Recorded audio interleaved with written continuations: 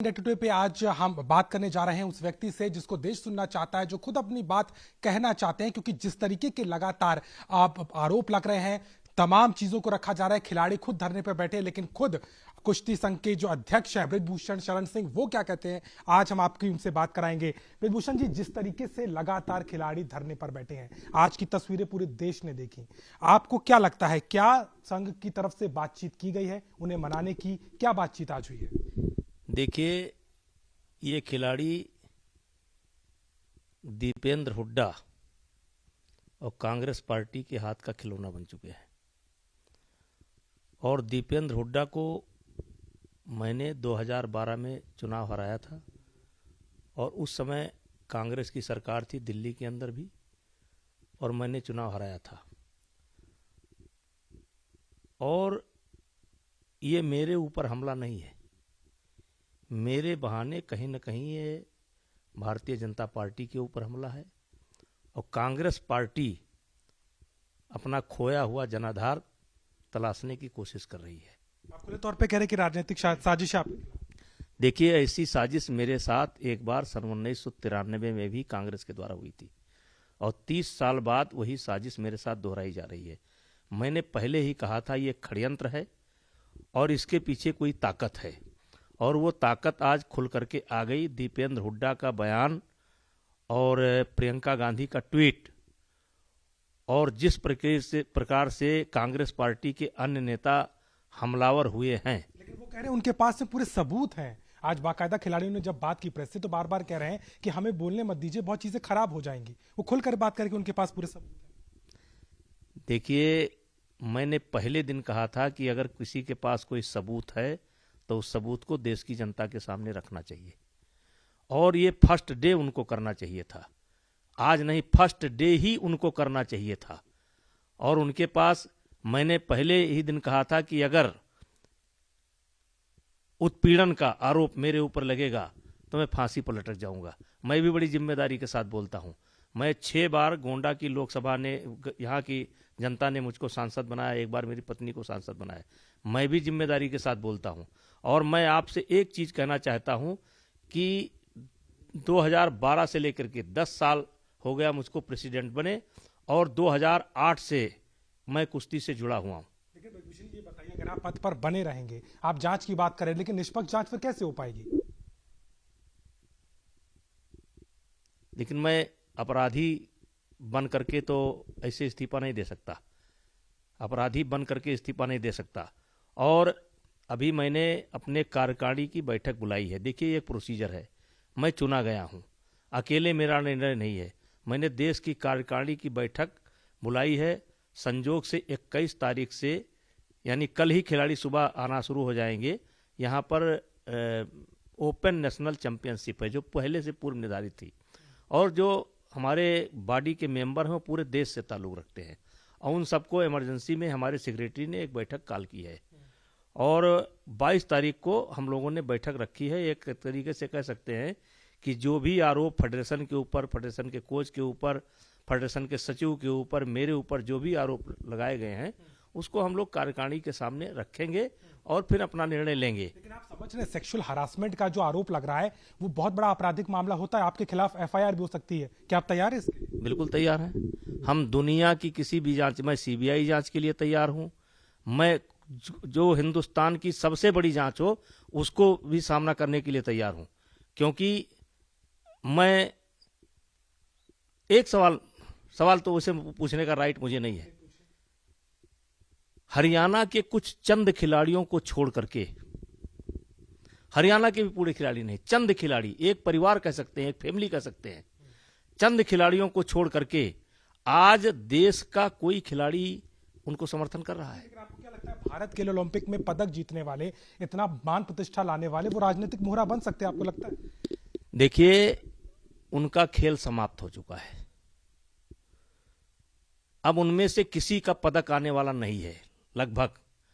और रहा सवाल ये कि अगर मैं इतना खराब हूं तो 12 साल के अंदर एक भी जो हमारी यौन शोषण समिति है उसकी मेंबर है साक्षी मलिक। 3 मेंबर जो हैं, 2 मेंबर जो हैं, उसमें एक वो है साक्षी मलिक है, क्या उसको पता है कभी मेरे ऊपर कोई आरोप लगा? ये अचानक 10 दिन के अंदर कैसे डेवलपमेंट होता है? ये कांग्रेस की सोची समझी चाल है। ये हरियाणा में हो रहे चुनाव के लिए गोलबंदी है और खिलाड़ी भी लगभग एक ही कम्युनिटी के हैं। आप इस्तीफा देंगे? दो टूक सीधा सवाल, आप इस्तीफा देंगे? देखिए, मैं जरूरत पड़ने पर कुछ भी कर सकता हूं। कोई ये मेरे घर का पद नहीं है। मैं चुना गया हूं, अपनी कार्यकारिणी की बैठक मैंने बुलवाया है और हमारी कार्यकारिणी जो निर्णय करेगी उसको हम करेंगे। हम कार्यकारिणी से ऊपर नहीं है, देश से ऊपर नहीं है। जो खिलाड़ी आज धरने पर बैठे हैं, लगातार आवाज आपके खिलाफ उठा रहे हैं, क्या उनके करियर के मद्देनजर उनके खिलाफ बदले की कार्रवाई तो नहीं होगी? नहीं, देखिए, ऐसा है कि बदले की कार्रवाई का कोई सवाल ही नहीं उठा है। अब अगर वो मेडल लेकर के आए हैं तो उस मेडल में मेरा भी पसीना लगा है, मेरा भी खून लगा है। वो मेडल अपने आप नहीं लेकर के आए हैं। मैंने उन सबको सुविधा दी है और वो डिटेल में जाने का समय नहीं है।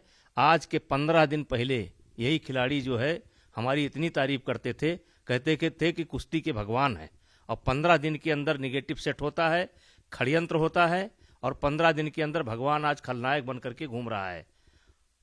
और मैं देश से ऊपर नहीं हूं और कोई मेरे घर का ये पद नहीं है। मैं लोगों के द्वारा चुना गया हूं। संघ पर एक आध आरोप नहीं है, कई आरोप है। यौन उत्पीड़न बहुत बड़ा आरोप है। उसके बाद ये बात कही जा रही है कि सीनियर खिलाड़ियों के साथ बदतमीजी होती है, जरूरत से ज्यादा ट्रायल लिए जाते हैं। एक चीज नहीं, कई चीजों पर उन्होंने अपनी मांग रखी है। आप इस पे क्या कहेंगे? जो संघ के पूरे यहाँ तक कि बर्खास्त करने की बात हो रही है, आप खिलाड़ियों ने ये तक कहा कि आपके इस्तीफे से काम नहीं चलेगा, आपको जेल तक ले जाएंगे, वो ये बात कही। चलिए, जेल हमारे लिए कोई नई बात नहीं है, ले जाएं वो। जेल 1996 में ही कांग्रेस पार्टी मुझको ले गई थी और नरसिंहा राव जी ले गए थे। मैं बाइज्जत बाहर निकल करके आया था। जेल की बहुत मुझे परवाह नहीं है। मुझे परवाह ये है कि हरियाणा के खिलाड़ियों के साथ साथ मुझे मिजोरम के खिलाड़ी की भी चिंता है, मुझे कर्नाटक के भी खिलाड़ी की चिंता है, मुझे मणिपुर की भी चिंता है, कमजोर राज्य के और कमजोर खिलाड़ियों की चिंता है, मुझे सेकंड लाइन, हिंदुस्तान की जो सेकंड लाइन है उसकी भी चिंता है। और मैंने सेकंड लाइन ऊपर कैसे आवे, मैं बिना ट्रायल के इनको भेज दूं, बिना नेशनल में ये न लड़ें इनको। लगे आपको क्या लग रहा है जो आरोप लगाए गए हैं उनमें कोई सच्चाई नहीं? क्योंकि एक बात नहीं, मैंने जैसे कहा कई सारे आरोप हैं, चाहे वो वित्तीय गड़बड़ियां हो, बदतमीजी की बात हो, एक्स्ट्रा ट्रायल की बात हो। देखिए, वित्तीय गड़बड़ी या ये सब तो चीजें जांच में होंगी, जांच होगी।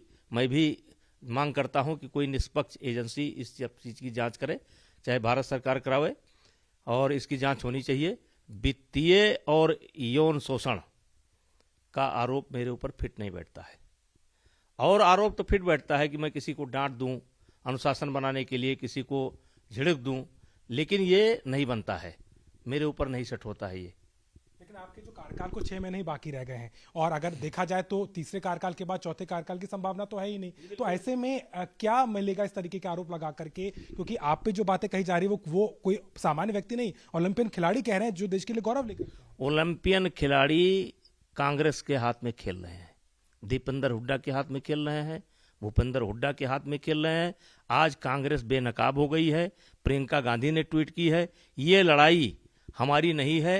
कांग्रेस सांसद बनाम बीजेपी सांसद है, और कहीं ना कहीं इसके पीछे हरियाणा का चुनाव है, और इसके पीछे और भी ताकतें लगी हुई हैं। आपको पद को हटा करके क्या फायदा मिलेगा?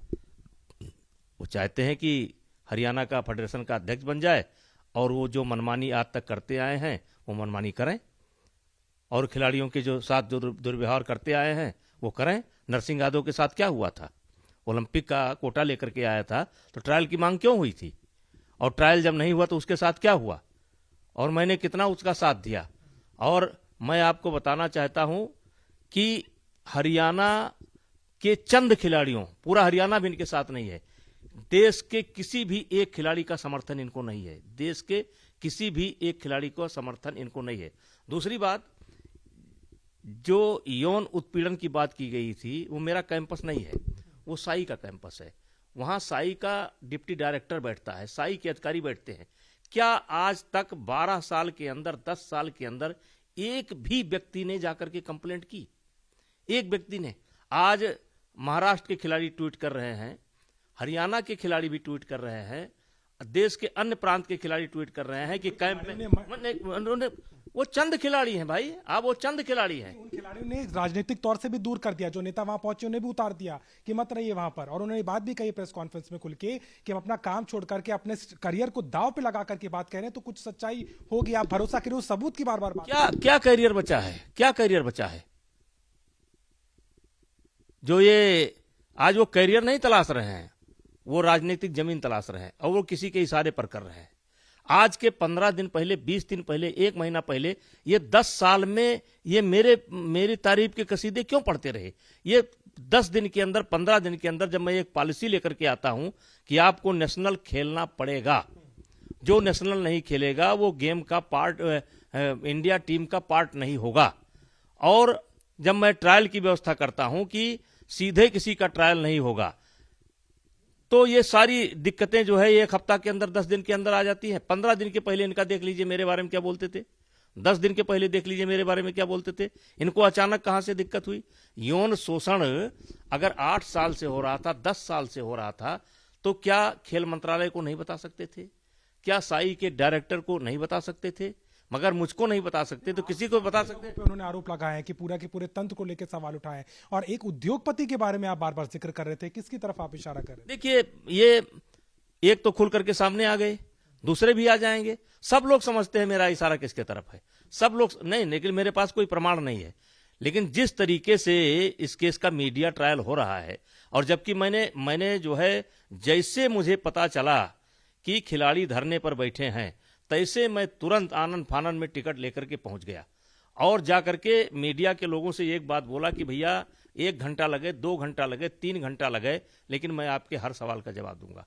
और मैंने रात 10 बजे तक हर सवाल का जवाब दिया, 10 बजे तक दिया, 5 बजे शुरू किया, 10 बजे तक हर सवाल का जवाब दिया। जिस तरीके से, ठीक है भाई, हमारे ऊपर यौन शोषण का मामला है, आप मुकदमा लिखा दीजिए मुकदमा। कार्रवाई के लिए तैयार है, लेकिन पद पे बने रहेंगे, पद पे बने रहेंगे आप? नहीं, पद, अरे भाई, तो कोई बतावे तो क्या आरोप है? अभी तो आरोप, खिलाड़ियों की मांग यही कि पहले आप पद से हटें और उसके बाद में जिसकी जांच हो, निष्पक्ष जांच। देखिए, बड़ी जिम्मेदारी के साथ बोल रहा हूं। उन्होंने पहले कहा था कि मेरी लड़ाई किसी से नहीं है, केवल भारतीय कुश्ती संघ के अध्यक्ष से है। आज उन्होंने अपना रुख चेंज कर दिया। उन्होंने कहा है कि कुश्ती फेडरेशन को भंग किया जाए, और यहां तक कि प्रदेश की सभी इकाइयों को भंग किया जाए और जिला इकाइयों को भंग किया जाए। आज उनका ट्रेंड ये आया है। तो अगर इसी तरीके से मान लीजिए खिलाड़ी दबाव बनाते हैं और कहते हैं कि नहीं, ये पूरी फेडरेशन को भंग कर दीजिए, आप कर्नाटका की इकाई को भंग कर दीजिए, आप जो है उड़ीसा की इकाई को भंग कर दीजिए, आप महाराष्ट्र की इकाई को भंग कर दीजिए, तो ये शाहीन बाग का धरना हो गया। आप कुछ नहीं मानेंगे भाई, प्रोसीजर होता है, कोई चीज होता है। अगर मैं इस्तीफा देता हूं तो जो हमको हमारे नीचे होगा या सीनियर वाइस प्रेसिडेंट होगा उसको लीड करेगा। अब आप उस पर भी सहमत नहीं है, आप कह रहे हैं पूरे देश की फेडरेशन को भंग कर दीजिए। तो अगर देश की फेडरेशन को ऐसे भंग किया जाएगा तो व्यवस्था कैसे चलेगी?